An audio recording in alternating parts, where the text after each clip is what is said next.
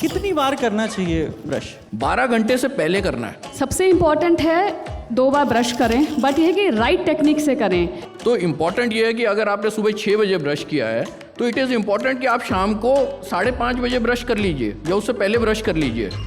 रात को कंसेप्ट नहीं है। कितना अमाउंट ऑफ पेस्ट लेना है ये भी बहुत इंपॉर्टेंट है। It's only P size. वो कितने दिन में बदलना चाहिए? साल 2 साल हो जाता है। आइडियली 3 महीने में। ज़्यादा अच्छे से जो सफाई हो पाती है वो इलेक्ट्रिक टूथब्रश से हो पाती है। 2 मिनट का टाइम दिया हमने, ब्रश किया, और जैसा डॉक्टर साहब ने कहा कि 2 बार हमें करना है 12-12 घंटे के अंतराल में। क्या यही पर्याप्त है या वो जीभ साफ करना भी बहुत ज़रूरी है? टंग क्लीनिंग मैंडेटरी है। हमेशा कई लोग कहते भी हैं कि वो ब्रश डेली करते हैं, कई बार तो 2-2 बार करते हैं, लेकिन जब बात कर रहे होते हैं तो मुंह से बैड स्मेल आती है। बैड स्मेल आने के कई कारण हैं। या तो उन्होंने अपनी जीभ सही ढंग से साफ नहीं करी, दूसरा कारण उनका प्लाक जो है दांतों में जमा रह गया। जो लोग ज़्यादा फास्टिंग करते हैं तब भी मुंह से जो है स्मेल आती है। ऐसी कौन सी टेक्निक है जिससे हम उसको करें और हमारे दांत एकदम मोती जैसे चमकने लगे? ऐसा कैसे हो सकता है? Powered by a CSR initiative by USV, your reliable healthcare partner. Co-powered by Subharti University and New India Assurance.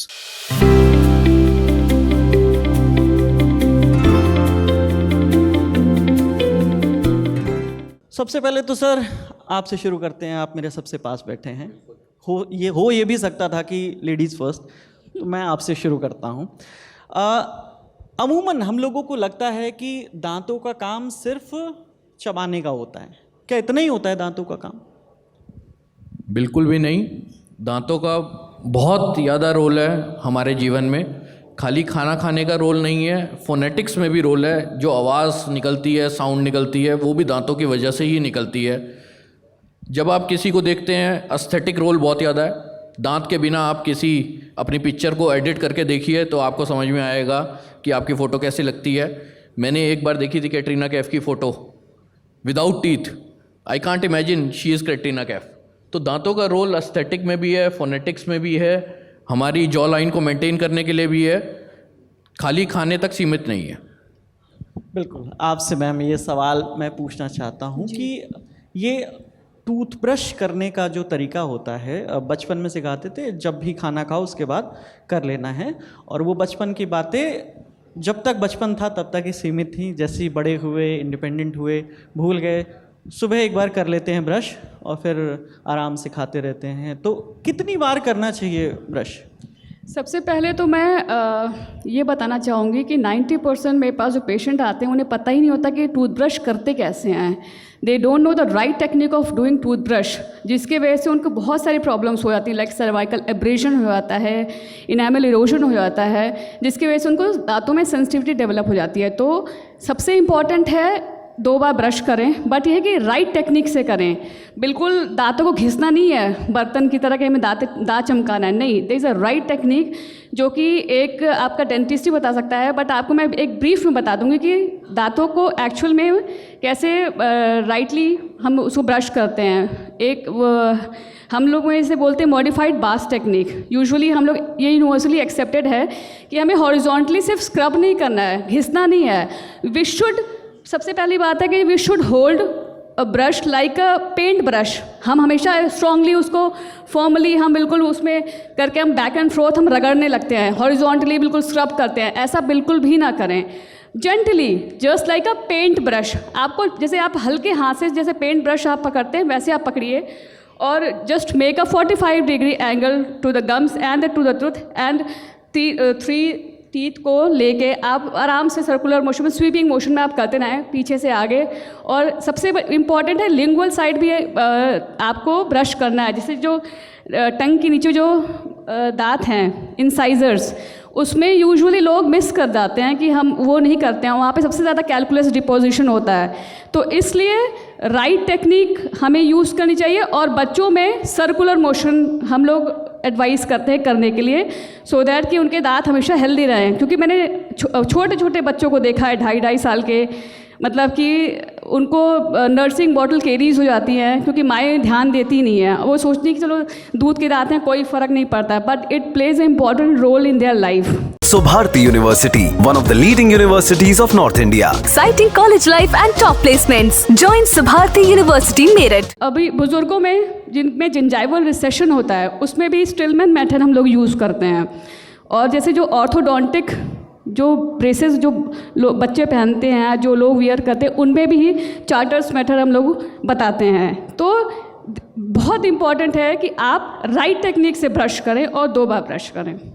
2 बार करना ही करना है। यस। ये कब करना है? थोड़ी सी चीज़ें मैं इसके अंदर ऐड करना चाहूँगा। एक कंसेप्ट है, one concept is of conscious brushing. ध्यान दीजिए कॉन्शियस वर्ड पे। कॉन्शियस ब्रशिंग बहुत ज़्यादा ज़रूरी है। कॉन्शियस का मतलब क्या है? ध्यान लगा के ब्रश करना कि आपका कौन से सरफेस पे आपका ब्रश जा रहा है, वहाँ से प्लाक को निकाल भी पा रहा है या नहीं निकाल पा रहा, which is important. Another thing important is कि टाइम ऑफ ब्रश, कि 2 बार ब्रश करना तो है, लेकिन कब कब करना है? 12 घंटे से पहले करना है, विच इज़ इम्पॉर्टेंट। 12 घंटे के बाद हमारे प्लाक के अंदर मिनरलाइजेशन होना स्टार्ट हो जाता है, यानी कि प्लाक जो है वो टाटर में कन्वर्ट होना स्टार्ट हो रहा है। तो इम्पॉर्टेंट ये है कि अगर आपने सुबह 6 बजे ब्रश किया है तो इट इज़ इम्पॉर्टेंट कि आप शाम को 5:30 बजे ब्रश कर लीजिए या उससे पहले ब्रश कर लीजिए। रात को कंसेप्ट नहीं है, मतलब आपने 12 घंटे से पहले ब्रश करना है अगर आप चाहते हैं कि वो प्लाक जो है वो मिनरलाइज्ड ना हो। रात को अगर आप खाली कुल्ला कर रहे हैं, बहुत अच्छे से कुल्ला करके, और खाली ब्रश भी कर रहे हैं, तो उससे भी काम चल जाएगा बिना पेस्ट लगाए। चीज़ और मैं ऐड करना चाहूँगी, सिर्फ 2 मिनट से ज़्यादा मत करिएगा। और जो लोग 2 मिनट से कम करते हैं तो उनको राइट टेक्निक यूज़ करनी पड़ेगी। अगर आप क्यों रश किस बात का, ये बताइए कि आप दांतों की सफाई के लिए भी अपने लिए टाइम नहीं निकाल सकते हैं? तो it's very mandatory to do, जैसे सर ने बोला कि सब मतलब कॉन्शियस ब्रशिंग करनी है हमें 2 मिनट से ज़्यादा नहीं। और कितना अमाउंट ऑफ पेस्ट लेना है ये भी बहुत इंपॉर्टेंट है। इट्स ओनली पी साइज़, मटर के दाने के बराबर आपको पेस्ट लेना है विद इन ब्रिसल। ये पूरा का पूरा लोग ब्रश पे लगा देते हैं, आधा पानी में गिरता है, आधा उनके उसमें रहता है। तो सिर्फ पी साइज़, और छोटे बच्चों में it's the size of rice grain, मतलब चावल के दाने के बराबर टूथपेस्ट यूज़ करना चाहिए, और भी फ्लोरिनेटेड टूथपेस्ट। कोई मेडिकल रन आउट नहीं, बस पाएं पूरा कवरेज। पेश है न्यू इंडिया एश्योरेंस युवा भारत स्वास्थ्य बीमा योजना। अधिक जानकारी के लिए वेबसाइट पर जाएं। ठीक है, तो 2 टाइम ब्रश की बात हो गई। मुझे लगता है कि लोगों को पता था बचपन से, आज फिर से मेमोरी ताज़ा हो गई तो फिर से करना शुरू करेंगे। लेकिन वो जिस ब्रश से कर रहे हैं वो 20, 30, 40, 50, 100 रुपये तक का ब्रश आता है, वो कितने दिन में बदलना चाहिए? साल 2-2 साल हो जाता है, फिर तब जाके फिर उसको जूते का ब्रश बनाते हैं और अपने स्पोर्ट्स शूज़ को धोने के लिए काम आता है। तो कितने दिन में बदलना चाहिए ब्रश? देखिए, आइडियली 3 महीने में। और हम अपना टूथब्रश देख के हमें पता भी चल जाता है कि जब वो फ्रेड या वॉर्न आउट हो जाता है या फ्लावर टाइप हो जाता है, उतना भी नहीं रगड़ना है उसको। आप देख के आप ये कह सकते हैं कि भाई ये तो जो आप यूज़ कर रहे हैं, कि जो रगड़ रहे हैं आप दांतों को, तो वो भी ये इंडिकेट करता है कि आपका कितनी जल्दी वो वॉर्न आउट होता है वो टूथब्रश। आप ज़्यादा फोर्स लगाएंगे तो जल्दी ख़राब होगा, वो बिल्कुल फ्लावर लाइक वो स्ट्रक्चर हो जाता है। तो आइडियली 3 महीने, या आपको अगर कभी कोल्ड इन्फ्लुएंजा है, कुछ भी हो, बीमारी हो, तो भी आप एक ग्रेड मतलब फ्रीक्वेंटली आप चेंज कर सकते हैं विद इन 3 मंथ्स। पर इसमें क्या है, आप कभी भी अपनी फैमिली मेम्बर के साथ अपना टूथब्रश बिल्कुल भी शेयर ना करें, ये भी बहुत इंपॉर्टेंट है। लोग कर लेते हैं कि कोई बात नहीं, आज मेरा नहीं तो तुम अपने कर लो। नहीं, ये मेरा सवाल इसलिए भी था कि ये यंग जनरेशन बैठी है, कई बार जैसे यहाँ से सेशन लेट हो गया, नाइट आउट हो गया किसी का, अगले दिन किसी के यहाँ रुके हैं, तो वो ब्रश शेयरिंग चलती है क्या? I will not recommend, please don't share your brush, specially because you don't know ना कि कौन सा इंसान किस एलिमेंट से वो बीमार है या कुछ भी है, उसको फ्लू हो रखा है, कोल्ड हो रखा है, कोई भी बीमारी हो सकती है। तो better not to share your toothbrush. हाँ, आप कुछ इसमें ऐड करना चाहते हैं? ब्रश जो है हमें हमेशा सॉफ्ट ब्रश यूज़ करना चाहिए। 0.2 mm क्या उसका ब्रिसल साइज़ होता है।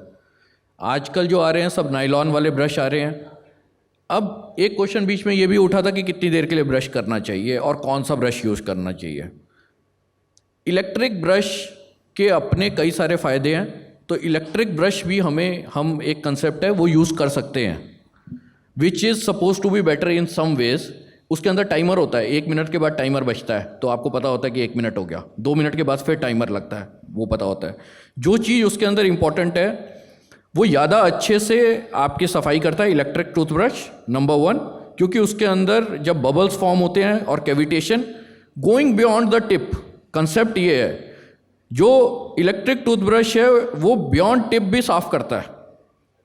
ज़्यादा अच्छे से जो सफाई हो पाती है वो इलेक्ट्रिक टूथब्रश से हो पाती है।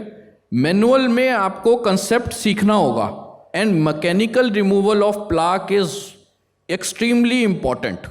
कुछ लोग ये करते हैं कि खाली माउथ वॉश कर लिया तो काम चल गया, तो ऐसा नहीं है।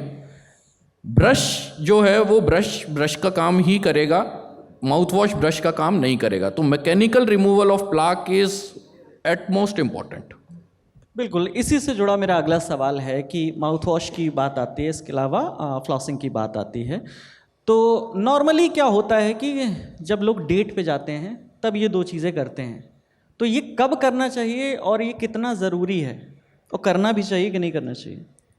माउथ वॉश हमें हमेशा डेंटिस्ट की रिकमेंडेशन पे करना चाहिए, नंबर 1। दूसरी चीज़, डेंटिस्ट जो आपका प्रिस्क्राइब करता है माउथ वॉश, वो भी 2 से 3 हफ्ते के लिए प्रिस्क्राइब करता है, उसके बाद वो भी कहता है कि अब माउथ वॉश आप बंद कर दीजिए। It can be additive measure, not sole measure, और वो डेंटिस्ट की रिकमेंडेशन पे ही करना चाहिए, क्योंकि माउथ वॉश के अंदर अलग अलग तरह की वैरायटीज़ आती हैं। कुछ असेंशियल ऑयल, फिर मेडिकेटेड एंटीसेप्टिक माउथ वॉश आते हैं, मेडिकेटेड माउथ वॉश आते हैं। तो ये जो कंसेप्ट है वो आपको आपका डेंटिस्ट ही बताएगा कि कौन सा माउथ वॉश आपके लिए बेस्ट है और वो कितनी फ्रीक्वेंसी के लिए यूज़ करना है। इसमें बस मैं एक चीज़ और ऐड करना चाहूँगी कि देखिए, जो माउथ वॉश है उसकी भी वैरायटी होती है, टाइप्स होते हैं, अल्कोहलिक या नॉन अल्कोहलिक। तो कभी भी अगर आप केमिस्ट के पास जाएं तो ये उसका इंग्रेडिएंट आप ज़रूर चेक कर लें कि वेदर इट कंटेन्स एथेनॉल और नॉट। क्योंकि क्या होता है कि जो अल्कोहलिक माउथ वॉश के जो हम लोग रिकमेंड करते हैं वो कुछ सर्टेन केसेस में करते हैं, लाइक जिसमें कैरीज या कैविटीज़ की संभावना ज़्यादा होती है, या वो हम सिर्फ जो अंडर प्रिस्क्रिप्शन ऑफ डेंटिस्ट ही वो रिकमेंड किया जाता है। नॉन अल्कोहलिक भी वो कुछ पर्टिकुलर टाइम के पीरियड के लिए ही किया जाता है। और एक और चीज़ है कि जो अब हमें माउथ वॉश कब करना चाहिए, टूथब्रश के तुरंत बाद काफ़ी लोग करते होंगे कि नहीं, हमें 30 मिनट वेट करना है, सो डैट कि जो फ्लोराइड का जो कंटेंट है वो हमारे दांतों में अच्छी तरह एब्जॉर्ब हो जाए। अदरवाइज़ अगर आप टूथब्रश के बाद तुरंत अगर आपने माउथ वॉश कर लिया तो it will be Warne of, तो उसका जो इफेक्ट है माउथ वॉश का वो ख़त्म हो जाएगा। डॉक्टर सुमन, आपने फ्लोराइड का जिक्र किया, तो मैं ये समझना चाह रहा हूँ कि ये जो टूथपेस्ट में फ्लोराइड होता है और साथ ही साथ सवाल पूछा जाता है कि आपके टूथपेस्ट में नमक है क्या, तो ये दोनों होना चाहिए और ये क्या काम करते हैं?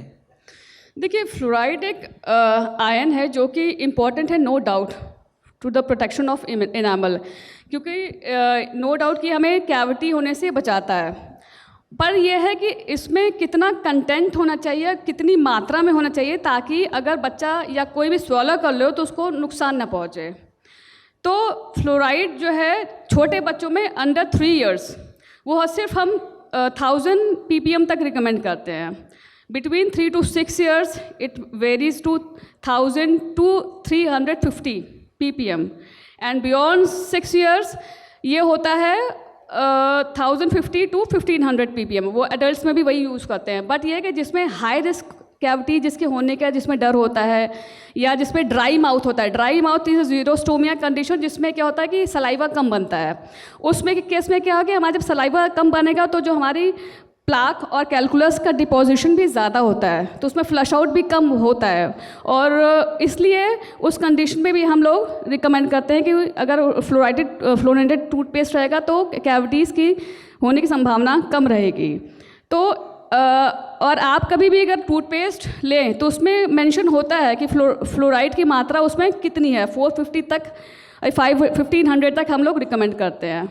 डॉक्टर साहब, आपसे ये पूछना चाहूँगा कि जब हम टूथपेस्ट लेते हैं तो क्या हमें अपने फेवरेट एक्टर्स को ध्यान में रखना चाहिए, विज्ञापन को ध्यान में रखना चाहिए, या उसके अंदर कंटेंट देखना चाहिए, और कैसे अच्छा टूथपेस्ट हम लें दुकान पे जाएं तो? नहीं, अगर दोनों ही चीज़ें मिलें तो बहुत ही अच्छी बात है कि एक्टर भी आपका हो और कंटेंट भी हो उसके अंदर, तो ऐसा टूथपेस्ट भी चूज़ कर सकते हैं आप लोग।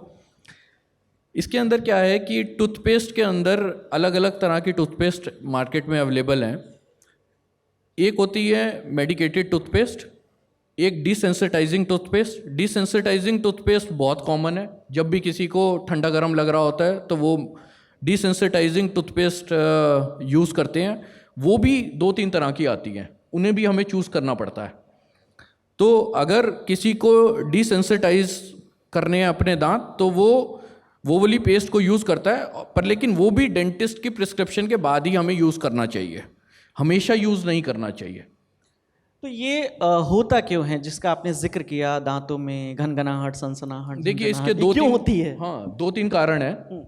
एक तो गलत, सबसे पहला कारण यही है कि गलत टूथब्रश जो लोग करते हैं उनके दांत एब्रेड हो जाते हैं, घिस जाते हैं साइड से, उनको वहाँ पे ठंडा गर्म लगने लग जाता है, क्योंकि नीचे की सतह, जो ऊपर की सतह हमारी एनेमल होती है, उसके जो नीचे की सतह होती है डेंटिन होती है, वो पोरस होती है, उसके अंदर नर्व्स एंडिंग्स होती हैं। तो जब वो नर्व एंडिंग्स बाहर आ जाती हैं तो तब हमें ठंडा गर्म लगता है। या फिर किसी के मसूड़े जो हैं वो नीचे चले गए तो तब हमें ठंडा गर्म लगने लग जाता है। या कहीं किसी दांत में हमें कैविटी हो रही है तो ठंडा गर्म लगने लग जाता है, नर्व एक्सपोज हो जाती है वहाँ पे। तो इन 3 कारणों की वजह से मेनली हमें ठंडा गर्म लगता है। अब इससे बचा कैसे जाए?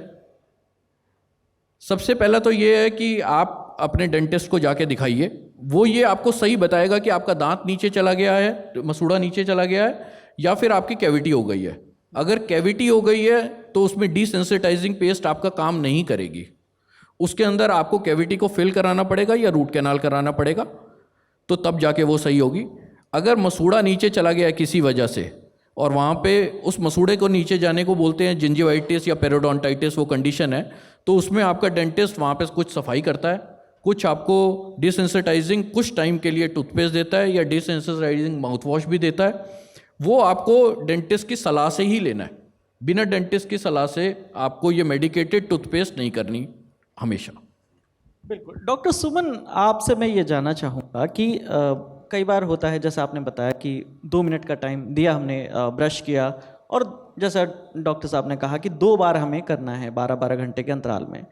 क्या यही पर्याप्त है या वो जीभ साफ करना भी बहुत ज़रूरी है? क्योंकि बहुत से लोगों को देखा है आज के दौर में, लेकिन दादा, हमारे पापा वाली जनरेशन तो मैंडेटरी था कि वो जीभ साफ करते ही थे, लेकिन जैसे नीचे जनरेशन को देख रहे हैं, उनको लगता है इससे ब्रश करना ही पर्याप्त है। टंग क्लीनिंग मैंडेटरी है वाइल ब्रशिंग, क्योंकि क्या है कि टंग पे जो सरफेस है, रफ सरफेस, उस पर सबसे ज़्यादा मतलब डिपोजिशन ऑफ बैक्टीरिया कॉलोनी होती है, तो इसलिए उनको स्क्रैप आउट करना बहुत इंपॉर्टेंट है।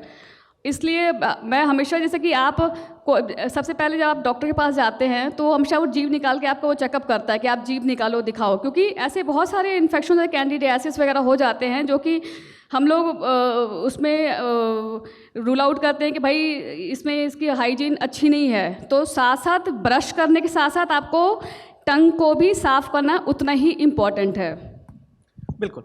जैसा अभी लंच हुआ, सबने खाना खाया, खाना खाने के बाद मीठे की क्रेविंग हो ही जाती है आमतौर पर, तो ये मीठा खाना दांतों के लिए कितना लाभदायक है या हानिकारक है? देखिए, मीठा खाना सच तो लाभदायक क्या है कि जिसको मीठे की क्रेविंग हो तो खाएगा ही खाएगा, बट उसके साथ साथ कुछ तो प्रिकॉशन रखना पड़ेगा, बिकॉज इट कंटेन्स कार्ब्स, और कार्ब्स जो है हमारा सबसे ज़्यादा पोटेंट फैक्टर है for making a bacterial colony and ultimately for plaque and calculus deposition. तो जो आप मीठा खाइए, बिल्कुल खाइए, बट उसके साथ साथ आप पानी से कुल्ला कर लीजिए। मतलब मैं ये नहीं कहूँगी कि हर बार आप ब्रश लेके और वो माउथ वॉश करिए, बट कुछ नहीं तो आप जैसे आप पानी पिए, बस रिंस करके आप वो कुल्ला कर लो, तो at least you can alleviate these kind of condition, कि जिसमें हम लोग डरने की ज़रूरत नहीं है। आप मीठा खाइए, बट यह है कि सब कॉन्शियसली खाइए कि भाई वो चीज़ कहीं ऐसा तो नहीं कि दांतों में रह जाए, चिपक जाए, और फिर वो चीज़ प्रॉक्सिमल केरीज कॉज करे या इंटरडेंटल केरीज कॉज करे। डॉक्टर साहब, बहुत से लोग हैं, मैं भी ऐसे कई लोगों से मिला हूँ, और हमेशा कई लोग कहते भी हैं कि वो ब्रश डेली करते हैं, कई बार तो 2-2 बार करते हैं, लेकिन जब बात कर रहे होते हैं तो मुंह से बैड स्मेल आती है। तो ये ऐसा क्यों होता है? क्या रीज़न है इसके पीछे? बैड स्मेल आने के कई कारण हैं।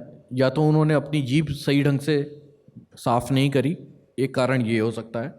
दूसरा कारण उनका प्लाक जो है दांतों में जमा रह गया, तो दूसरा कारण ये हो सकता है। तीसरा कारण, अगर उनका स्टमक से रिलेटेड भी कोई प्रॉब्लम है, अगर एसिड बहुत ज़्यादा बन रहा है, गर्ड है, ईस्ट्रोफेगल रिफ्लेक्स उनको हो रहा है, तो तब भी हमारे मुंह से स्मेल आती है, या कोई कैविटी उनके मुंह में हो गई है तब भी हमारे मुंह से स्मेल आती है।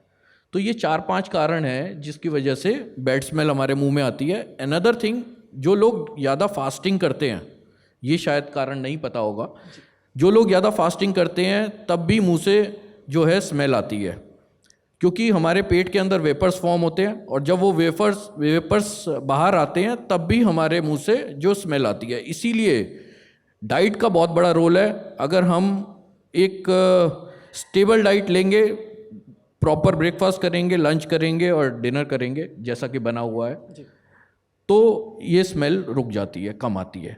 दूसरा रोल, पानी का भी बहुत बड़ा रोल है। अगर हम पर्याप्त मात्रा में वाटर इनटेक रखते हैं तो ये स्मेल कम हो जाती है। डॉक्टर सुमन, टूथ वाइटनिंग मतलब बहुत क्रेज़ हो जाता है लोगों में, जैसे सर ने बोला, कटरीना का एग्जाम्पल लेके उन्होंने बोला, ऐसे बहुत सारे एक्टर्स को हम देखते हैं, बहुत सारे ट्रीटमेंट होते हैं। कितना सेफ है और क्या ये ज़रूरी है? देखिए, tooth whitening is a cosmetic procedure. वो लोगों की प्रायोरिटी पे भी डिपेंड करता है कि वेदर दे वांट और नॉट। मतलब अगर पेशेंट आता है कि कहते हैं कि भाई हमें इसको शादी है या किसी फंक्शन में जाना है कि they want to look good, तो हम लोग ब्लीचिंग करते हैं। तो ब्लीचिंग जो है हमेशा प्रोफेशनल डेंटिस्ट के उसमें ही सुपरविजन में, मतलब प्रोफेशनल डेंटिस्ट के पास जाए वही वो करे, वो तो ज़्यादा बेटर है। क्योंकि बहुत सारे वो तो ना, देखिए होम रेमेडी भी लोग बताते हैं कि भैया ये कर लो, पेरोक्साइड लगा लो, ये सब कर, मतलब ये इस चीज़ में आप बिल्कुल भी इस ट्रैप में ना फंसें। क्योंकि मैंने बहुत सारे सोशल मीडिया पे बहुत सारे DIY होम रेमेडीज़ देखा है कि ये घिस लो तो दांत सफ़ेद हो जाते हैं। नहीं, it will harmful for your teeth and it will cause detrimental effect on your teeth, जो कि आपको बाद में रियलाइज़ होता है। तो बेटर है कि अगर आप ब्लीचिंग भी कराएं तो ये सेफ़ है, वो एक्सपर्ट डेंटिस्ट से कराएं, और इसका जो इफेक्ट होता है वो 6 से 12 महीने चल जाता है। तो इट्स कंपैरेटिवली सेफ। इससे दांत कमज़ोर हो जाते हैं, क्या ये बात सच है? कमज़ोर हो जाते हैं, वो मैंने भी बताया कि जो लोग अपने आप करते हैं, बिना नॉलेज के करते हैं, किसी के मतलब सोशल मीडिया पे देख लिया और कर लिया, तो उसमें क्या होता है कि इनामल इरोजन और जिसको हम लोग कहते हैं ना केमिकल से, जैसे उसमें इनामल की जो हमारी जो आउटर लेयर होती है वो थोड़ी वीक हो जाती है अगर हमें अपने नुस्खे अपनाएंगे, घर के नुस्खे। बट ये मैंने बताया आपको कि अगर हम ये एक्सपर्ट डेंटिस्ट से करवाते हैं तो वो अपने हिसाब से वो करते हैं, ताकि उस पर कोई ना, थोड़ी सेंसिटिविटी होती है no doubt, but it can be cured by dentist only. बिल्कुल। आप दोनों से एक सवाल है, इसका जवाब दोनों दीजिएगा कि ऐसी कौन सी टेक्निक है जिससे हम उसको करें और हमारे दांत एकदम मोती जैसे चमकने लगे? ब्लीचिंग एजेंट वाली टूथपेस्ट भी आती है, उसको हम कुछ समय के लिए इस्तेमाल कर सकते हैं, नॉट रेगुलरली। एक बार वो मेंटेन हो जाती है आपका, अगर आप डेंटिस्ट के पास गए और आपने ब्लीचिंग कराई, उसके बाद रीमिनरलाइजेशन हो जाती है, वो जो आपके सलाइवा से ही हो जाती है रीमिनरलाइजेशन। उसके बाद आप मेंटेनेंस थेरेपी के लिए ब्लीचिंग टूथपेस्ट यूज़ करते हैं कुछ टाइम के लिए। चाय, कॉफ़ी, हल्दी हम सब खाते पीते हैं, उसके स्टेन्स पड़ते हैं। अगर चाय कॉफ़ी कुछ टाइम के लिए आप अवॉइड कर सकते हैं, या फिर ये एजेंट्स को आप स्ट्रॉ से लेते हैं तो वो डायरेक्टली अंदर जाते हैं कुछ टाइम के लिए। दूसरा, इनकी मात्रा को कम करा जा सकता है क्योंकि इनमें स्टेन्स होते हैं। आपका जवाब? देखिए, सबसे बड़ी बात है दांत को क्या मोतियों जैसे चमकाने के लिए मैं कुछ आपको रिचुअल्स बताऊंगी, जो आप फॉलो करें तो हो सकता है कि काफ़ी समय तक आपके दांत अच्छे रहें। जैसे सर ने बताया कि ये सब तो आपको प्रिकॉशंस लेने ही लेने हैं, साथ साथ हमें प्रॉपर ब्रशिंग टेक्निक यूज़ करनी है। मैंने बताया जिस हिसाब से कि माउथ वॉश कब करना है वो करना है। एंड हमने सबसे अभी नेगलेक्ट किया एक पॉइंट कि फ्लॉसिंग आपको ज़रूर करनी है। फ्लॉसिंग बहुत मैंडेटरी है। क्यों? क्योंकि फ्लॉसिंग आपके जो 2 दांतों के बीच में जो स्पेस होता है उसको कहते हैं हम प्रॉक्सिमल स्पेस। हम ब्रश तो कर लिए, हम माउथ वॉश कर लिए, पर जो व्हाट अबाउट जो दांतों के बीच में जो स्पेस होता है हम तो उसको नहीं देख सकते। कितनी सारी उसमें हिडन कैरीज होती हैं, और हम डेंटिस्ट के पास जाते हैं तो पता चलता है कि भाई हमारे तो दांत ऊपर से बहुत चमक रहे हो, साफ़ हैं, और ये हमें कीड़ा कैसे हो गया। तो हमें फ्लॉसिंग एक बार ज़रूर करनी है, और फ्लॉसिंग करने की जो राइट टेक्निक है वो आप अपने डेंटिस्ट से पूछ लें कि हमें एक बार तो फ्लॉसिंग करनी है, सो दैट कि we should get rid of those interproximal and interdental caries. Coffee का, चाय का, अल्कोहल का, स्मोक का आप बिल्कुल रिस्ट्रिक्ट करिए, क्योंकि मैं यंग जनरेशन से यही अपील करने चाहूँगी कि अल्कोहल और स्मोक का आप थोड़ा रिस्ट्रिक्ट करिए, ताकि जो उसकी जो स्ट्रेनिंग होती है उससे बचा जा सके। Every 6 month you must visit to dentist. क्यों? क्योंकि बहुत सारे ऐसे हिडन आपकी बीमारियां हैं, जैसे कि डेंटल केरीज हो गई, या आपके प्लाक हो गया, कैलकुलस हो गया, ऐसे बहुत सारे इम्पैक्टेड मोलर्स भी होते हैं जो हिडन रहते हैं, जो कि हमें पता ही नहीं चलता कि हमारे मुंह में क्या क्या चेंजेस और क्या क्या रूल आउट हम कर पाते हैं। अब एक छोटा सा एग्जांपल मैं दूंगी, मैं टाइम नहीं लूँगी आपका ज़्यादा। मेरे पास एक पेशेंट आई, 24 साल की लड़की with a huge swelling on her face, और उसके फादर पता है खुद head of department of general surgery थे एक हॉस्पिटल में। जब ओपीजी करवाई तो पता चला कि जो उसकी अक्लदार है उसके मुंह में इट कॉज सिस्ट। तो ये भी होता है। तो don't ignore your health of your oral cavity. क्यों? क्योंकि it just like your car servicing, अगर आप इसको मेंटेन करके रखे रहेंगे तो it will never break down. वैसे मेरा अगला सवाल यही था आप दोनों से कि ये तो हो गया कि बिना उसके दांत कैसे चमकाएं, लेकिन जो डेंटिस्ट है अपने डेंटिस्ट के पास कितने दिनों बाद जाना है? तो आपने 6 महीने की समय अवधि बता दी, सामान्य केस में ये सही है 6 महीने? सामान्य केस में ये बिल्कुल सही है कि आप 6 महीने में जाइए, पर कुछ कंडीशंस ऐसी हैं जिसमें आपको डेंटिस्ट के पास जाना ही है। अगर आपके मुंह से ब्रश करते समय अगर ब्लड आ रहा है तो आप ज़रूर अपने डेंटिस्ट के पास जाइए, नंबर 1। नंबर 2, अगर आपका कोई टूथ मिसिंग हो गया है तब आप अपने डेंटिस्ट के पास ज़रूर जाइए, क्योंकि आपका ऑक्लूजन जो की मेन फोर्स है जिससे आप खाना खाते हैं वो डिस्टर्ब हो गया है, तब आपको डेंटिस्ट को ज़रूर विजिट करना है। नंबर 3, अगर आपका दांत हिल रहा है, आपको लग रहा है कहीं पे सूजन आ गई है या दांत हिलना शुरू हो गया है, तब आप उस कंडीशन को बिल्कुल इग्नोर मत कीजिए, अपने डेंटिस्ट के पास तुरंत पहुंचिए। ये 6 महीने से पहले पहुंचने वाली चीज़ है। 6 महीने में तो आपको एक बार रेगुलर चेकअप कराना ही है, पर इन 3 कंडीशंस को याद रखते हुए आप अपने डेंटिस्ट के पास ज़रूर विजिट कीजिए।